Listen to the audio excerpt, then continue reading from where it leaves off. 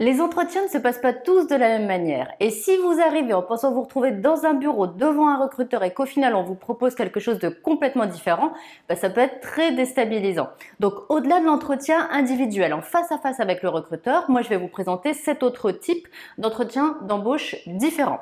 Premier type que je vous présente, l'entretien avec plusieurs recruteurs. On peut dire aussi l'entretien avec un jury. Généralement, là, ce qui se passe, c'est que vous vous retrouvez face à un binôme qui est très complémentaire et qui est composé d'un professionnel du métier, donc le métier que vous visez, et également un professionnel des ressources humaines. Pourquoi c'est complémentaire? Parce que le professionnel du métier, il va plutôt observer, détecter vos compétences techniques, et le professionnel des ressources humaines, il va plutôt s'attacher à vos compétences comportementales. Donc c'est pour ça que ça fait vraiment des observations qui vont être très complémentaires. Autre type d'entretien qui est possible, l'entretien collectif. Donc là, il y a vous et il y a plein d'autres candidats. Donc ce qu'il faut se dire, c'est que là, c'est un type d'entretien qui va pas tant s'attacher à vos compétences techniques, mais plutôt à vos compétences comportementales.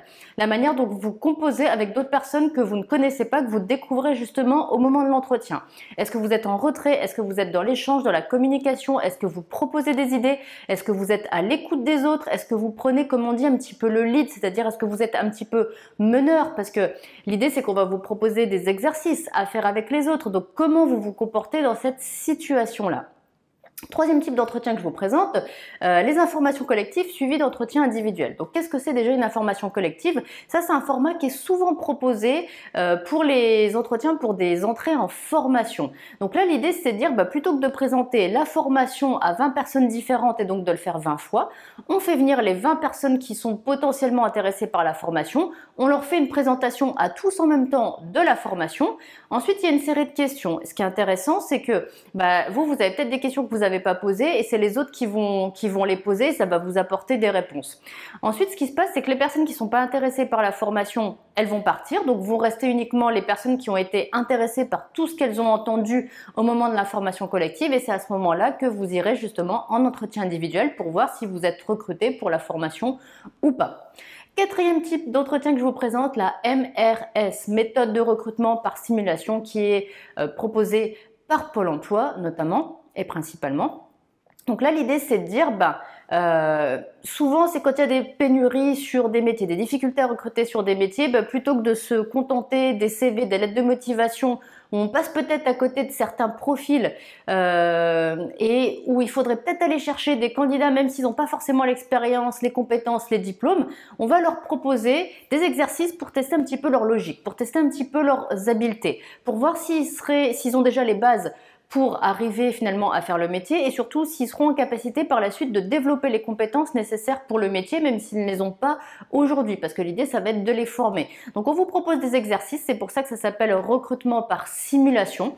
On fait des petits exercices qui vont reproduire des premières bases nécessaires pour réussir à faire le métier que vous visez et en fait donc on regarde pas votre expérience, on regarde pas votre diplôme, on regarde même pas forcément votre CV. Donc l'idée c'est de s'ouvrir à d'autres profils qui n'aurait pas été vu finalement sur une candidature classique CV, lettre de motivation. Ensuite, cinquième autre type d'entretien que je vous présente, le multi-entretien. Alors là, c'est vraiment des entretiens à la chaîne et bien souvent, ça va vous prendre une demi-journée, au moins une demi-journée, où vous allez faire par exemple une session de test. Ensuite, vous allez rencontrer un premier recruteur qui va plus être un professionnel et ensuite un recruteur qui va plus être une personne des ressources humaines. Et voilà, vous pouvez faire plusieurs entretiens comme ça à la chaîne. Et vraiment l'un à la suite de l'autre. C'est pour ça que ça prend du temps. Souvent, ça va être bloqué sur une demi-journée. Donc, ce qui est intéressant, c'est que ça vous fait gagner du temps, ça en fait gagner aussi à l'entreprise. Quitte à avoir du stress pour les entretiens, là, vous l'aurez qu'une seule fois, le stress, et pas finalement sur 3 jours d'affilée. Donc ça, c'est pas mal aussi. Après, c'est sûr que vous sortez de là, vous êtes vidé, vous avez plus d'énergie, vous n'avez plus rien. Mais au moins, voilà, c'est fait. Sixième type d'entretien que je vous présente, entretien en visio, à savoir que ça peut être en individuel ou en collectif. Donc là, vous êtes à distance, mais vous avez les questions d'entretien comme si vous étiez face au recruteur. Et ensuite, le dernier type d'entretien que je vous présente, donc le septième, entretien vidéo différé. Donc là, vous êtes face à votre écran, mais il n'y a pas le recruteur. Vous recevez des questions. Pour chaque question, vous allez voir un petit temps de préparation qui vous est accordé. Ça peut être 30 secondes, 1 minute, 2 minutes. Et dès que le temps de préparation est écoulé, eh bien, ça enregistre et c'est à vous du coup de dire votre réponse. Quand vous avez fini de donner votre réponse, vous passez à la question suivante. Même principe, vous avez un temps de préparation qui s'affiche. Ensuite, vous êtes enregistré. Donc, vous êtes filmé via votre appareil, votre ordinateur, votre tablette, votre téléphone. Et ensuite, une fois que vous avez fini de répondre à toutes les questions, les vidéos, elles sont envoyées au recruteur. Donc là, c'est pareil, c'est un gain de temps pour le recruteur. Pour vous, ça peut être un peu moins de stress parce que vous n'êtes pas face au recruteur, ou ça peut être un stress supplémentaire parce qu'au final, vous répondez un petit peu à l'aveugle, il n'y a personne devant vous. Là, ça va vraiment dépendre des gens. Il y a des gens qui vont apprécier, des gens qui vont pas du tout apprécier. Donc, en tous les cas, tout ça pour vous dire quoi? Pour vous dire que les entretiens, ça se passe pas forcément dans un bureau face à un seul recruteur. Il y a plein de manières de recruter différentes. Donc, c'est très bien que vous le sachiez maintenant parce que ça va vous éviter la surprise et du coup, ça va vous éviter du stress supplémentaire et du questionnement supplémentaire. Donc, voilà pour ces types d'entretiens-là. Si vous avez besoin d'un coup de main pour préparer vos entretiens, allez voir sur mon site internet sefairerecruter.fr. Vous allez trouver énormément d'informations et bien sûr aussi sur ma chaîne YouTube où il y a énormément de vidéos qui sont consacrées à l'entretien d'embauche. Moi, je vous dis bon courage et à très bientôt dans une prochaine vidéo.